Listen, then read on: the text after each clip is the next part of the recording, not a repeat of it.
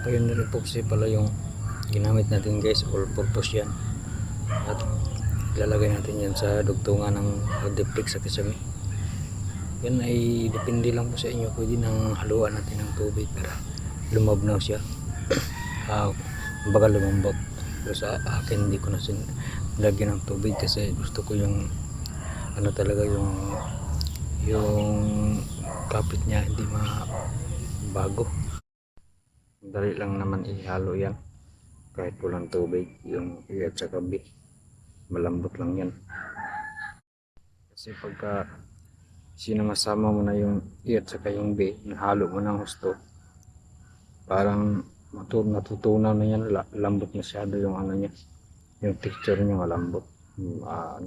Malambot din sa ihagod. Paalala pala sa mga baguhan guys na yung skin coat natin wag natin isagad sa kisame para yung epoxy na nilalagay natin sa may bikat mismo kakapit dun sa may pader. Kasi pag nalagyan ng skin coat yan, pangit yung kapit niya. At dito pala guys ay pinaklasan natin yung nilalagay natin tip dahil hindi pwedeng patuyuin natin ng gusto yung epoxy, baka dumidikit yung palikid ng tape.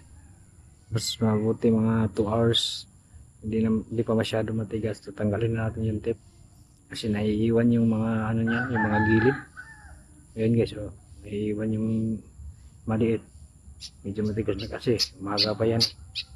Yun lang guys, at salamat sa inyong panonood.